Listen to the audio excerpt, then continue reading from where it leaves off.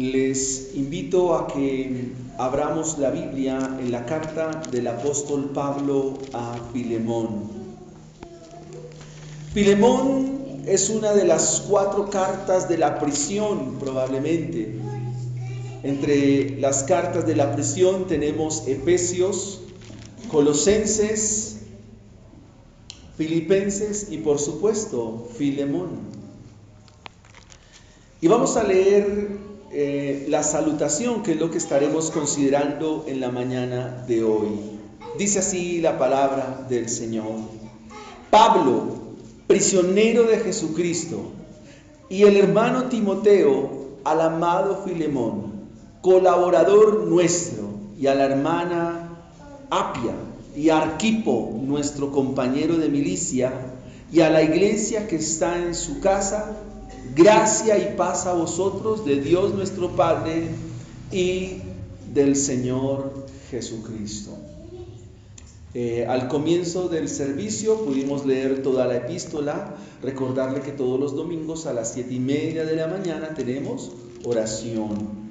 Bien, mis hermanos, entonces, considerando la salutación, iniciamos hoy el estudio de la carta del apóstol Pablo a Filemón. ¿Cuál es el contexto de la historia? ¿De qué se trata la carta de Pablo a Filemón?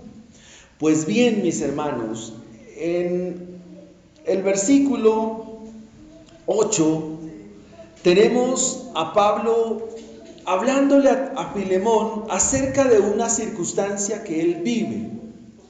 ¿Quién es Filemón? Filemón es un personaje importante en la iglesia de Colosas, es un líder en la iglesia de esa región que se llama el Valle de Lisias, que era el lugar donde quedaba lo que hoy se conoce como Turquía, o lo que se conocía en el Nuevo Testamento como el Asia Menor. En toda esa región habían iglesias, habían muchas iglesias, habían congregaciones, y en una de esas congregaciones, pues obviamente el texto nos dice, Filemón precedía a esa congregación. Filemón es una persona que probablemente antes de su vida como creyente tuvo esclavos, y uno de esos esclavos se llama Onésimo. Lo encuentra usted en el versículo 10. En el versículo 10, Pablo le dice a Filemón, Filemón, te ruego por mi hijo Onésimo. ¿Por qué Pablo le ruega a Filemón por Onésimo? Si ustedes miran el versículo 18, dice, y si en algo te dañó, es decir, Onésimo, te debe, ponlo a mi cuenta. ¿Qué fue lo que pasó, hermanos? Onésimo es esclavo de Filemón. Por alguna circunstancia, Onésimo parece ser que le roba algo a Filemón. Comete alguna imprudencia, alguna circunstancia, lo cual hace que Onésimo como esclavo tenga que salir huyendo.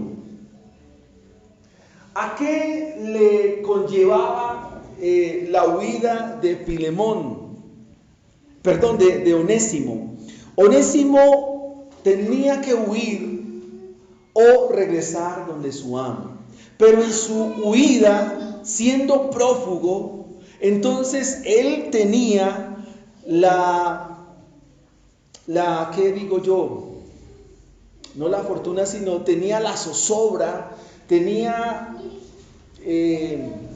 esa angustia de que si lo encontraban, entonces tenía que ir a los calabozos de una prisión romana, y de acuerdo a la demanda, por decirlo así, de Filemón, podría incluso acarrearle la muerte.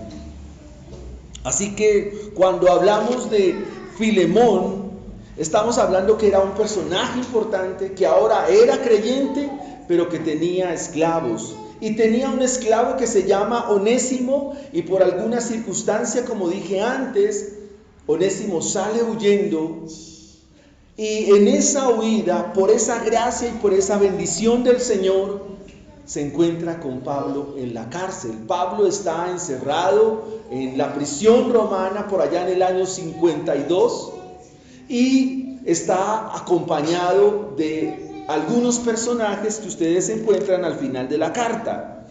Está acompañado por Epafras.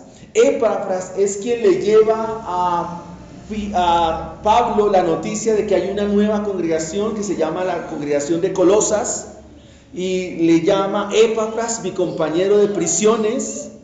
Está Marcos, Juan Marcos, está Aristarco, está Demas, que posteriormente lo abandona, y su gran amigo Lucas, a quienes Pablo describe como sus colaboradores. Ellos están allí con Pablo en la cárcel romana.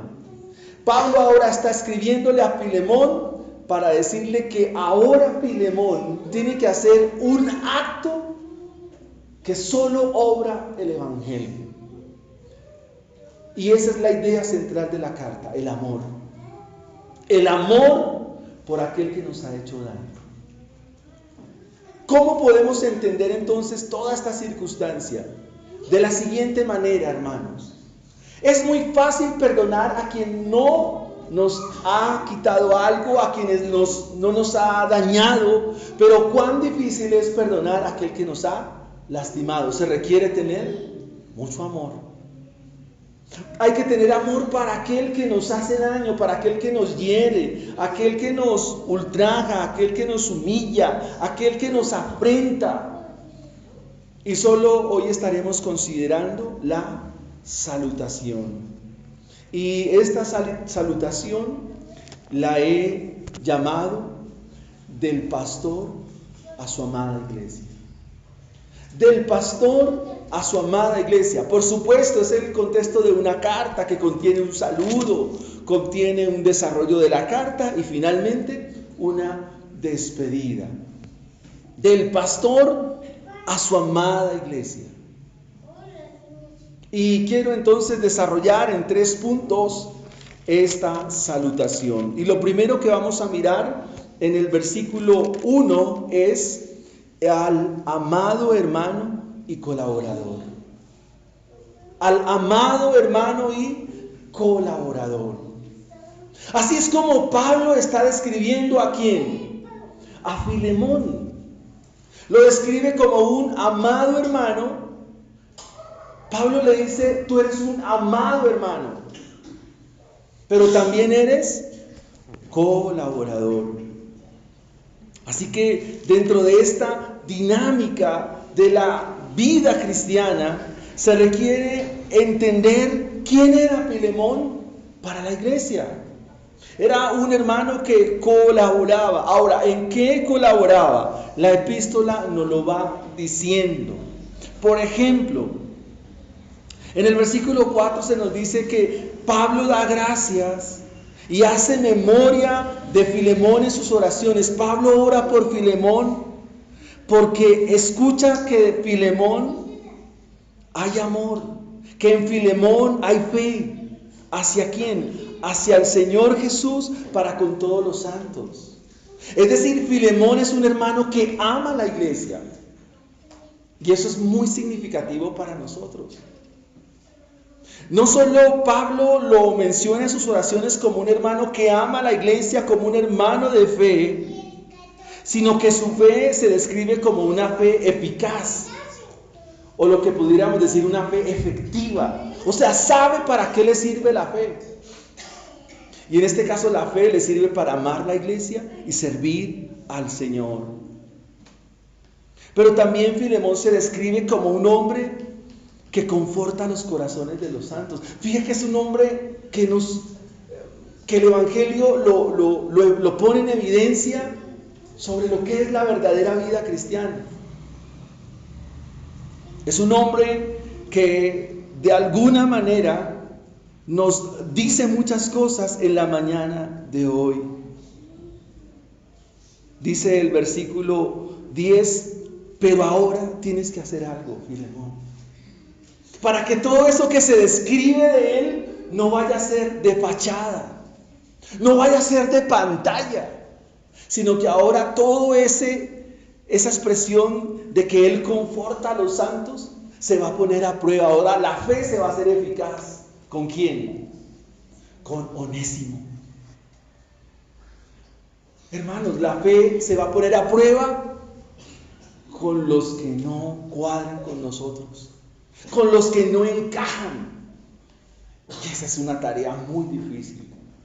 Y es aquí donde vemos cómo el Evangelio brilla en la vida de este hombre y va a brillar en la vida de Filemón. O sea, todo lo que él hace se va a ver todavía mucho más resplandeciente por la obra que ahora tiene que hacer. Ahora, ¿qué se requiere para perdonar y recibir a Onésimo? ¿Y cómo lo describe Pablo a Onésimo? Como un hombre que a Filemón, por ser esclavo, ¿cómo fue?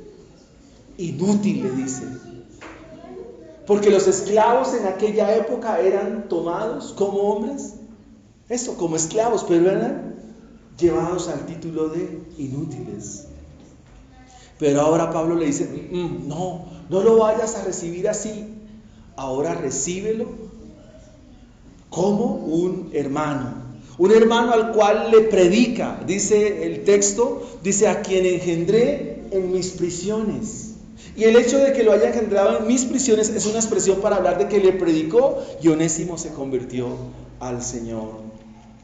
Entonces, volviendo a nuestra salutación, encontramos a un Filemón que es colaborador nuestro. Encontramos a un Filemón que sirve en la iglesia, que sirve en la congregación la cual él preside, al amado hermano y colaborador. Así lo describe Pablo. Pablo describe a Filemón como un hermano a quien él ama. Y Filemón es un hombre que sirve en la iglesia. Y quisiera que usted, a la luz de este primer punto, pudiera pensar ¿qué tanto usted ama la iglesia? ¿Qué tanto usted ama a los hermanos? Porque hacia allá vamos, en esa dirección vamos. La santidad de una iglesia no solo se manifiesta en la rectitud moral y en la buena conducta que obra el Evangelio, sino que también la santidad se refleja en el amor por los hermanos, en el amor que tenemos los unos para con los otros. En eso se refleja el amor en la vida cristiana.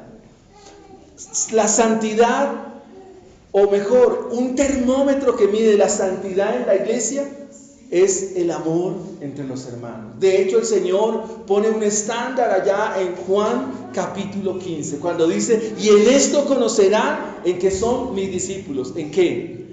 En que se aman los unos para con los otros, así como yo los he amado. Pablo ama a Filemón, le expresa su amor.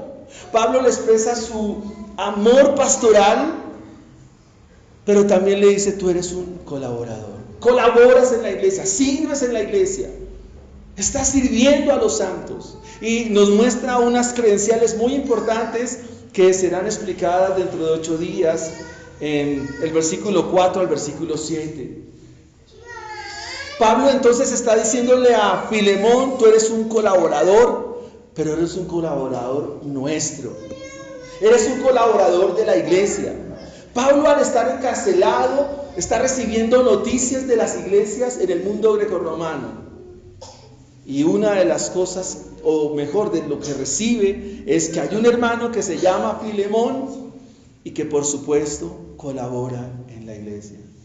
Y esa es mi pregunta central en este sermón de hoy, y es, ¿usted en qué colabora en la iglesia? Si Pablo tuviera que escribirle a usted como hermano de la iglesia, ¿qué le diría usted a Pablo en esta mañana?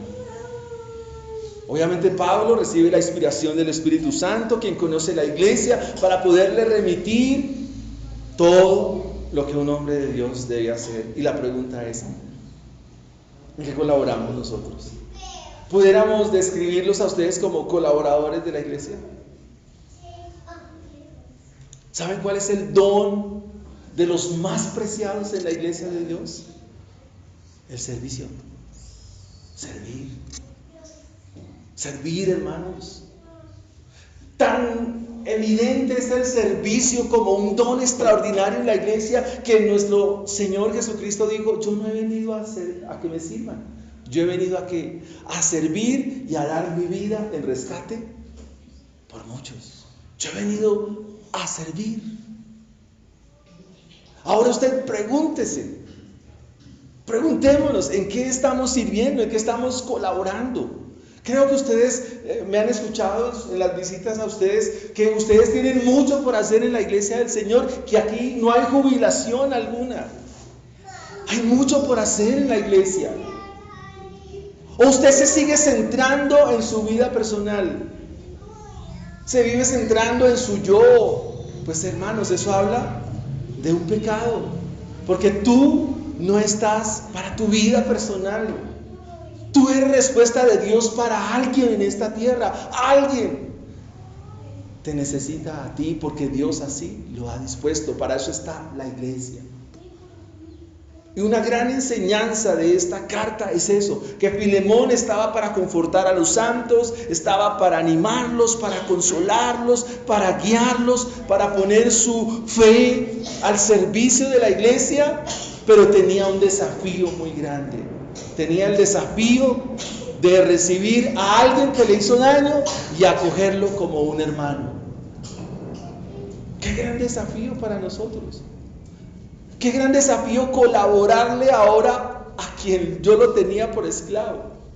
Algo así como que usted tiene una persona en su casa, voy a usar una palabra muy coloquial, alguien que va a la casa y hace todo lo de la casa y a usted lo roba. ¿Sí? Un sirviente, ¿sí? Una ama de llaves, ¿está bien? O un amo de llaves. Entonces usted recibe una persona que viene a hacer el aseo de la casa y esa persona a usted lo roba y se va huyendo. Mientras tanto, en esa huida, esta persona, alguien le predica el evangelio y se convierte. Y ahora tiene que regresar donde usted. La pregunta es: ¿usted cómo lo va a recibir? Si le digan: mire, lo que pasa es que yo soy cristiano y vengo aquí a ponerle la cara, ¿usted cómo lo va a recibir? Pues eso era lo que tenía que hacer Filemón. A quien se le llevó algo, a quien tuvo una situación y percance, ahora Filemón tiene que recibirlo. ¿Y cómo lo va a recibir? Mostrando el amor de Dios, porque Pablo le dice al amado Filemón, y ahora tiene que mostrarle servicio. Tiene que servirle. Colaborador nuestro. Así que, mis hermanos, es un desafío para nosotros colaborarnos como hermanos, pero no colaborarnos a nosotros que nos conocemos. O sea, está bien que nos colaboremos entre sí, pero hay otros a quienes nos toca servirle. Dice Pablo, hablando a los romanos, que cuando servimos a aquel que nos hace molestia, que nos hace afrenta, que si le servimos, ¿qué producimos en él? Ascuas de fuego. ¿Qué significa eso?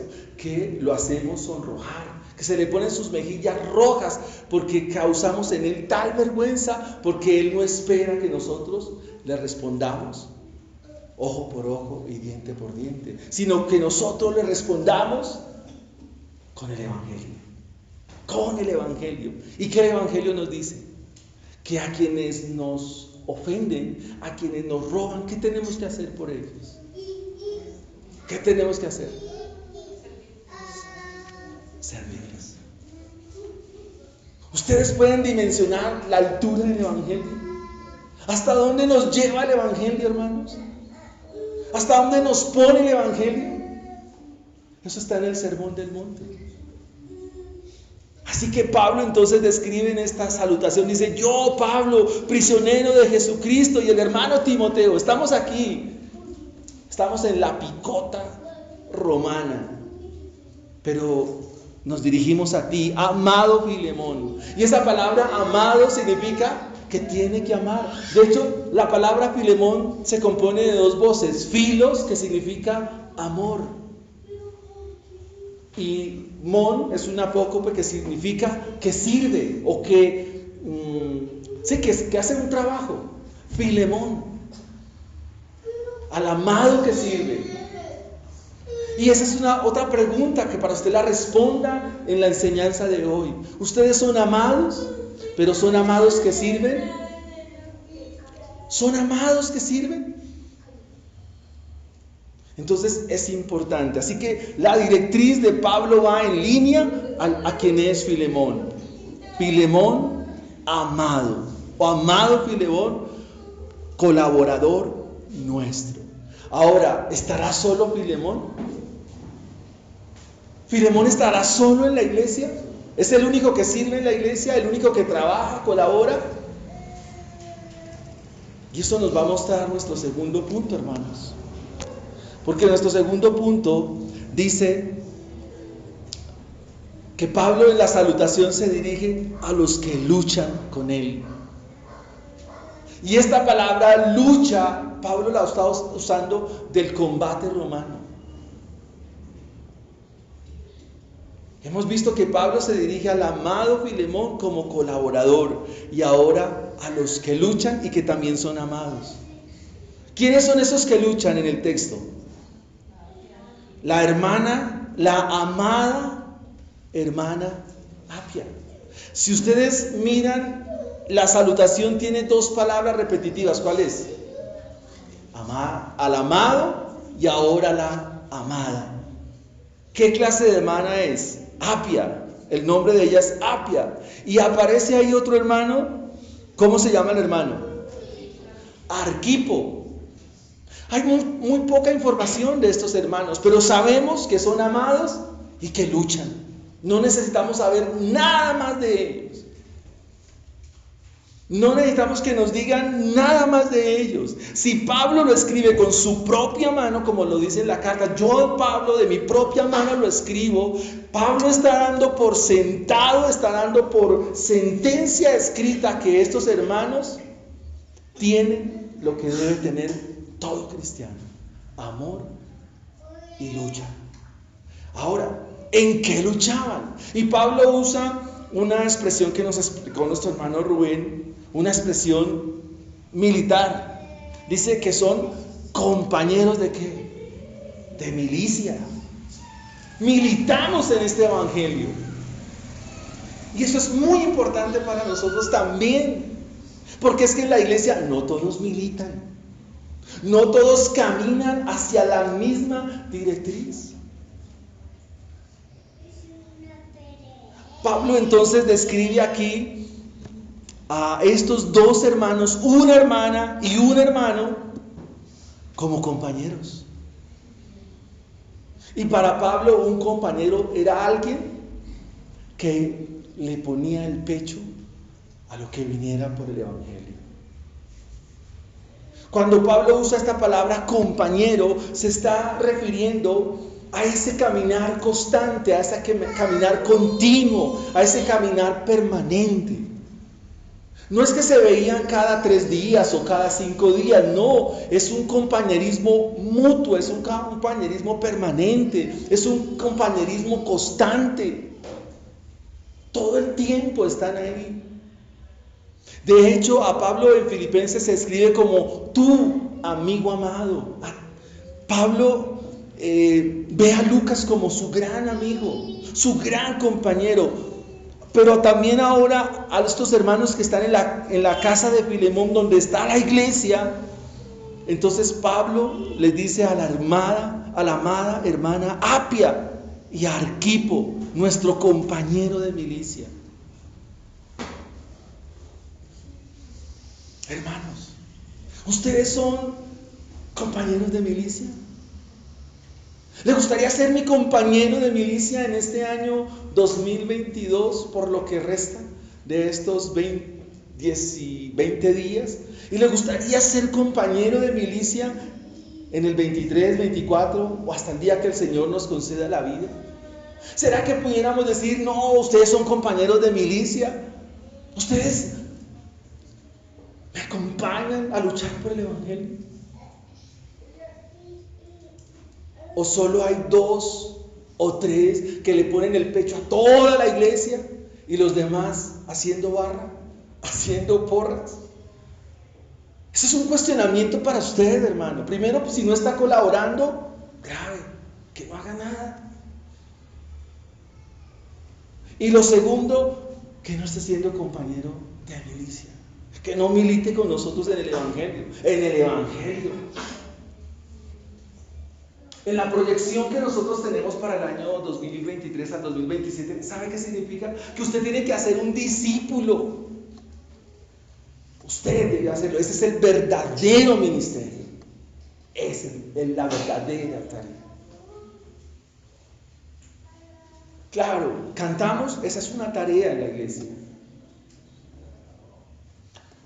Acomodamos las cosas. Esos son tareas de la iglesia, pero el verdadero, la gran comisión, ¿cuál es? Ir por todo el mundo y hacer discípulos. ¿Y quiénes son sus primeros discípulos? Su familia, su casa. Ellos son sus primeros discípulos. Usted tiene que tener toda la apuesta en eso inicialmente y luego sí ir a ganar ¿a quién? El mundo. Queridos hermanos, ese es un desafío para ustedes. Ayúdenme a militar. Militar significa luchar por el Evangelio, caminar, es una voz militar. Y es la voz militar de un capitán al cual no se le puede decir no, porque este capitán es dueño de todas las cosas. Este capitán se llama Jesucristo. Él es el capitán que dirige a su pueblo, que lo lleva y le dice qué tiene que hacer. Y su voz Él la dejó expresamente. Así que la descripción de Pablo para estos hermanos es una descripción que nos muestra que Arquipo y Apia, ¿cómo son? Buenos hermanos. Sería valioso conocerlos. Y el texto nos dice que son valiosos hermanos en la iglesia. Como usted también es valioso en la iglesia. Ustedes son valiosos en la congregación.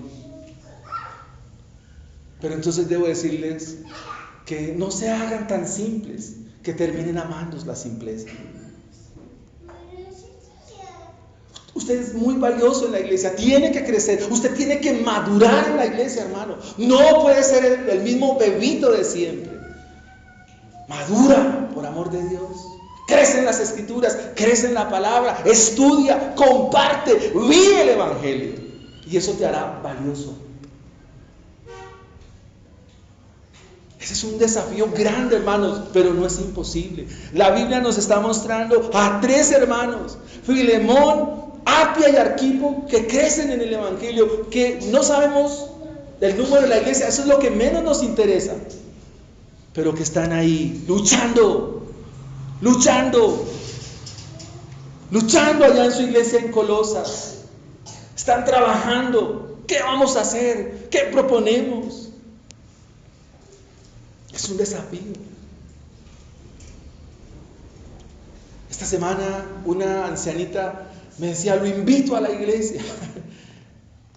Y yo pensaba dentro de mí, no me invite a la iglesia, predíqueme el Evangelio.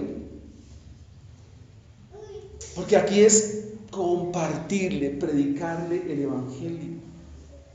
Usted tiene que tener la bendición de poder compartir el Evangelio, de compartir la Biblia, compartir la enseñanza. Pero si usted no comparte, ahora, si usted no estudia, si usted no se capacita, si usted no se prepara, de hecho, ¿qué le dice Pablo? A la iglesia, voy a poner esta paráfrasis, al discipulado que están haciendo allá en su casa, Filemón, con Apia y con Arquipo. A veces nosotros, hermanos, no nos discipulamos. Hermanos, no podemos ser perezosos para leer la Escritura y crecer en ella. Así que a la amada hermana Apia, mis respetos para la hermana Apia, para el hermano Arquipo. Hermanos, y no estamos sobresaltando, o mejor, no estamos elogiando a estos hermanos para nada, porque sé que la gracia de Dios es Cristo en ellos. Eso está por sentado, es Cristo en estos hermanos. Es Cristo en Apia, es Cristo en Arquipo. Está obrando a través de ellos y a pesar de ellos. Porque seguramente, como cualquiera de nosotros, tendrían errores y dificultades. Pero están luchando. Están batallando. Están peleando la buena batalla, como Pablo le va a decir a Timoteo. Pelea la buena batalla de la fe. No es fácil, hermanos, pero el Señor está con nosotros. Ahora a la iglesia que está en su casa. ¿Ustedes creen que la iglesia de aquellos días era una iglesia como la nuestra? No, hermanos, no era así. No era como la tenemos ahora. Las congregaciones de aquellos días no eran congregaciones adecuadas, con luces, con sonido y que todos se reunían. No, no era así. Se reunían, colocaban una especie de banquillos y ahí llegaban a congregarse. Llegaban a reunirse para adorar al Señor. Y ustedes decían, ¿y cómo se predicaba? De la siguiente manera: se leía toda la carta que se enviaba y sobre ella comenzaban a disertar y a hablar alrededor del texto bíblico. ¿Cuáles son el centro de sus conversaciones? ¿Quién va a ganar el mundial? ¿Será la final Argentina-Francia? ¿Cuál es el centro de sus conversaciones? Porque el mundo pasa y sus deseos, pero la voluntad de Dios es que hagamos su voluntad. A la iglesia que está en su casa. Y es algo que meditaba esta semana. Hermano, le propongo que su casa sea un centro para el evangelio. Que su hogar sea una casa donde se predique el evangelio, donde todo el que llega por lo menos lea algo del evangelio. Hablaba con unos hermanos y decían: no, hermano, a mí no me proponga eso, porque los hermanos llegan a la casa y lo que hacen es ensuciarme los muebles, mi casa me la dañan. Bueno, que lo entierren con su casa también algún día. No, hermano, nos apegamos tanto a las cosas materiales de esta vida, y esa es una mala comprensión del evangelio. Pensar que lo de esta tierra, lo de esta casa, me lo voy a llevar. Hermanos, sí se necesita en esta tierra, tampoco voy a decir que no. Sí, claro, por supuesto, se necesita una casa, se necesita un lugar. Sí, claro que sí, se necesita, hermano. Cómo se necesita vivir, cómo se necesita el dinero y esas cosas, se necesitan. Pero no es nuestra meta. Nuestras metas son otras. Así que, hermanos, les propongo que usted me diga: hermano, quiero que en mi casa se haga un discipulado. Voy a invitar a mis vecinos. Voy a invitar personas para que ustedes vengan a compartirles el evangelio. O que usted lo comparta. Pero tienes que crecer, tienes que madurar. Acompáñame por un momento a la segunda carta de Timoteo, al capítulo 2. Versículo 2, segunda carta a Timoteo, capítulo 2, versículo 2. Pablo le está diciendo aquí a Timoteo al respecto del discipulado y la enseñanza en casa o la enseñanza en la iglesia. Dice así, este es un texto que lo llevo, segunda carta a Timoteo, capítulo 2, versículos. Este versículo llevo 6 meses meditando en él. Y dele, Dios mío, Señor, Dios mío, Dios mío. Y es muy interesante lo que Pablo le está diciendo a Timoteo acá. Le dice: lo que has oído de mí. Lo primero, ¿qué habrá escuchado Timoteo de Pablo? El evangelio, hermano. ¿O qué va a escuchar? Ustedes piensen en cuáles eran las conversaciones del apóstol. ¿A qué se dedicaba el apóstol Pablo? A predicar. Pablo era un intenso predicando. Pablo era un Tebas predicando, cualquier persona que se le acercaba, el evangelio.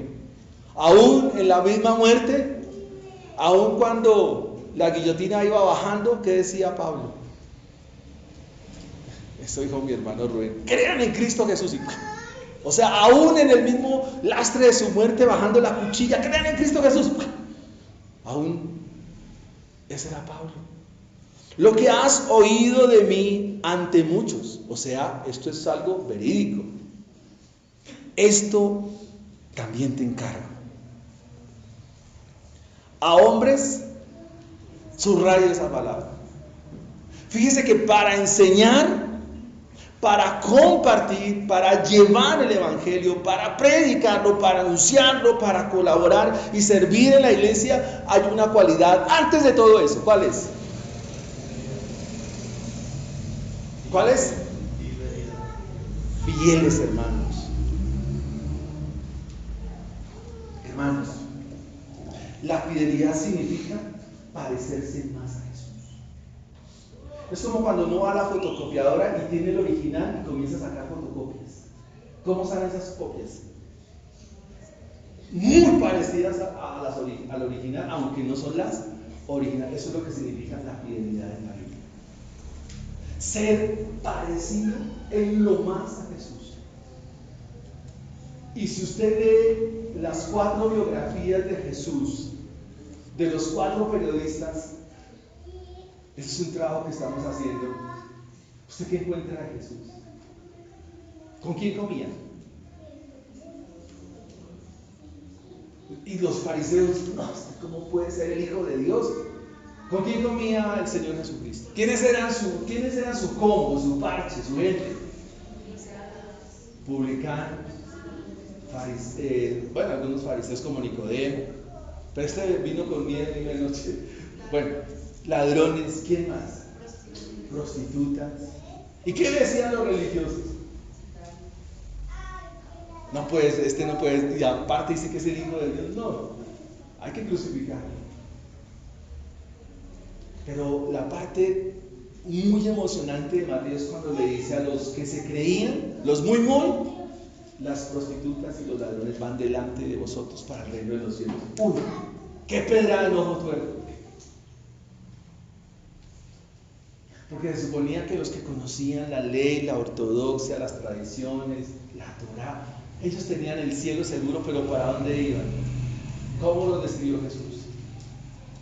Ustedes recorren tierra y mar para ganar adeptos para ustedes, pero ustedes los convierten en 2 veces hijos del infierno.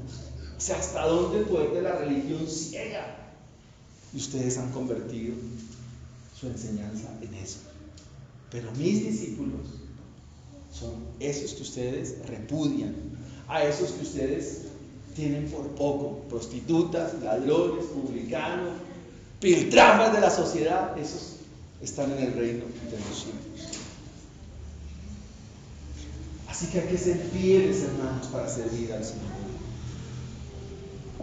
Y usted puede evaluarse, ¿fieles en qué, hermanos? Dice, lo que has oído de mí ante muchos testigos, esto encarga a hombres, ¿cómo? Fieles, hermanos. ¿Quieres servir? Ser fiel. Eso es lo que nos indica a nosotros los pastores para decirle, hermano, lo queremos encargar de tal cosa. Pero si usted no es fiel, ahora, ¿fiel en qué? Haga un barrido de su vida cristiana. Fieles en todo, hermano. Es un hombre que ora, un hombre que estudia, un hombre que sirve, colabora, asiste a la iglesia con muchísima regularidad, crece, está ahí. Esto te encargo, que sean hombres fieles. Ahora sí, que sean, ahora viene la otra condición, que sean idóneos, no inexpertos, no inapropiados, no personas carentes de conocimiento. O sea, fidelidad, conocimiento, idóneos, adecuados. Que si les preguntan de un tema, lo resuelven, de pronto no con profundidad, pero se defienden. Si les preguntan a esta hermana sobre un tema, uy, no, hermano, pero le pregunto a tal parte. ¿Y por qué? Porque no hay crecimiento. Que sean idóneos para enseñar también a otros. ¿Usted sabe qué significa el verbo aquí? Enseñanza. Es la palabra griega didascalia. Y eso significa que enseña de palabra, pero enseña con su ejemplo. Usted puede hablar mucho, pero vivir poco, y eso no le sirve de nada, hermanos. Les dejo el texto ahí para que sigan, me acompañen en otros 6 meses para seguir meditando en esta escritura. Volvamos a Filemón y vayamos a nuestro tercer y último punto. Y vamos a las aplicaciones del texto. Hemos dicho que Pablo se dirige a Filemón como el ¿qué? Amado y colaborador, ¿verdad? Ahora Pablo se dirige en segunda instancia a 2 hermanos. ¿Cómo se llaman? La hermana Apia y al hermano Arquipo. Muy bien. Y ahora les da en tercera instancia el insumo del evangelio. La gracia. La gracia. La gracia y la paz. ¿De dónde procede la gracia? En el texto. La gracia, ¿de dónde viene? De Dios. ¿De Dios quién? De Dios nuestro Padre. ¿Y también de quién? De nuestro Señor Jesucristo. ¿Y también de quién? Del Espíritu Santo. Él es el Espíritu de gracia. De gracia.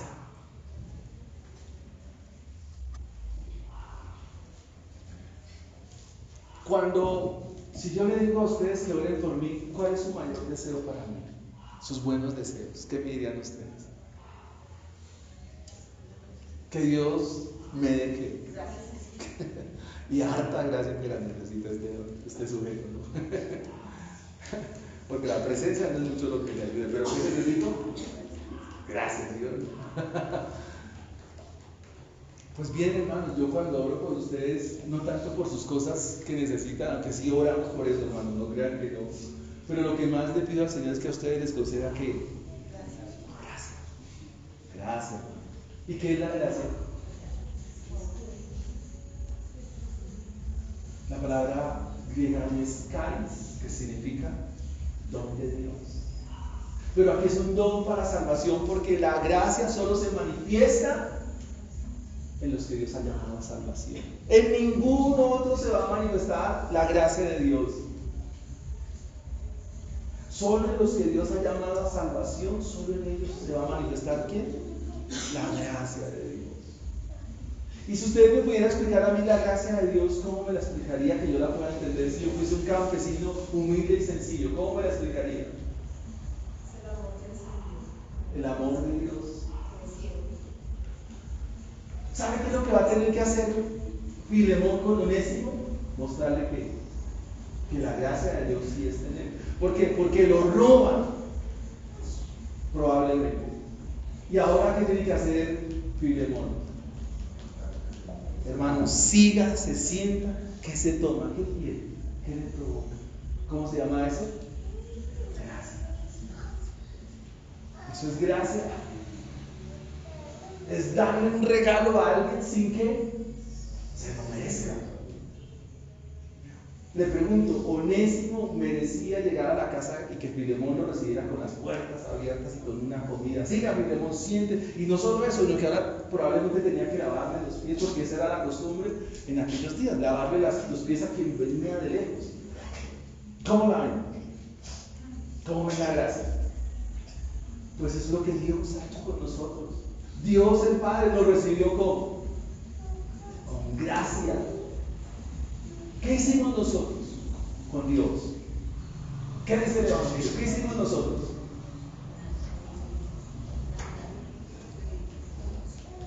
¿Ustedes ofendimos a Dios? ¿Cómo lo ofendimos?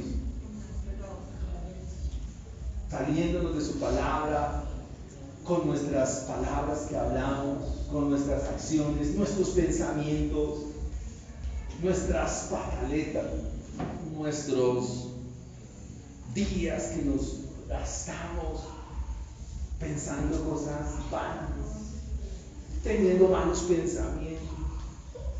¿Y qué hace Dios con los que Él ama?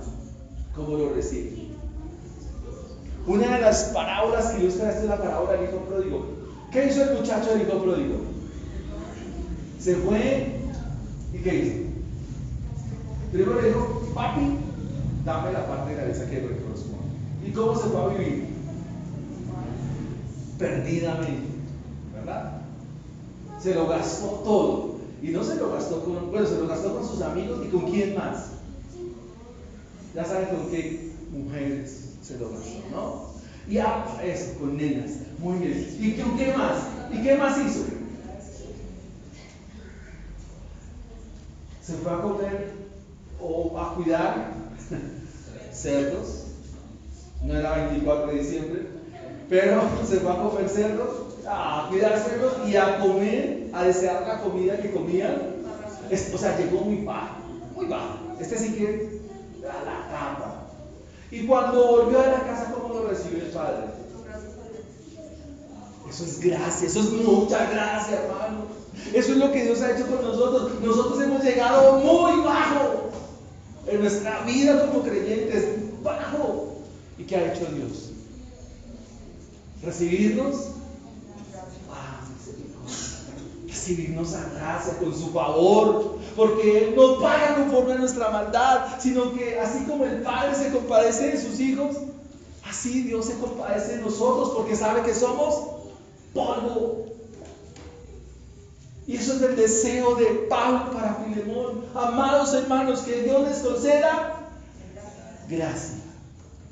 Hay un hermano que todos los días en la oración nos despide diciéndonos gracia y paz de Dios. ¿Quién es? Gracia y paz. Qué buen deseo, hermanos. Esa es una muy buena despedida. Gracia y paz de Dios. Qué bueno. Eso es lo que usted necesita. Gracia. Lo demás viene por añadidura, hermanos. Gracia y paz. Ahora, si hay gracia, habrá paz. ¿Qué dicen ustedes?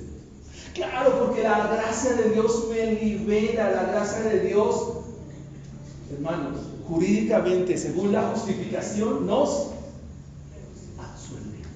¿De qué? De nuestras deudas.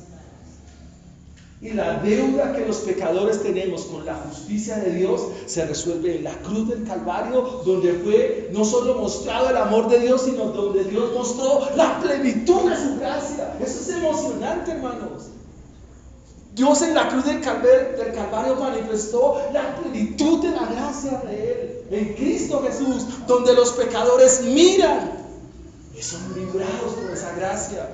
Y Pablo le dice a Filemón, gracia y paz de Dios el Padre y del Señor Jesucristo.